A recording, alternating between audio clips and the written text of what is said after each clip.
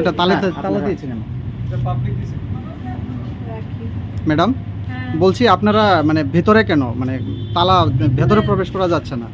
না, ভিতরে ওই রেভিনিউ ওই কনজিউমাররা কিছু কনজিউমাররা ওই করে দিচ্ছে আর কি, লক করছে। ওই কারেন্টের যে বিলটা, ওই যে এরিয়ার বিলটা, 3 মাসের এরিয়ার বিলটা যে একসাথে কেটে নেওয়া হচ্ছে, তার জন্য আর কি। এটা কি আপনাদের মানে এখান থেকে কাটা হচ্ছে নাকি অন্য জায়গা থেকে? না, এটা সারা মানে সারা স্টেটে, সারা ত্রিপুরাতেই, মানে পুরো সিস্টেমে এটা? সিস্টেমেই এটা।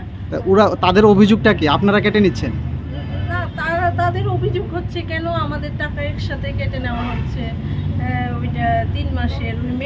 তাদের এই সমস্যার সমাধান কি আপনারা করতে পারবেন? এটা তো আমরা তো পারবো না, এটা ওই সেট আপ করা আর কি, সিস্টেমে সেটিং করা আছে। আচ্ছা, আপনারা কি ঊর্ধ্বতন কর্তৃপক্ষকে জানিয়েছেন যে বিষয়টা? হ্যাঁ, জানিয়েছি। কি রিপ্লাই এসেছে? রিপ্লাই এসেছে তো এখন তারা বিদ্যুৎ যেতে না ভাগ করবেন স্যার, রিক্সা চালাইয়া, গাড়ি চালাইয়া, চা বেচিয়া, এই কয়েকদিন ধরে না।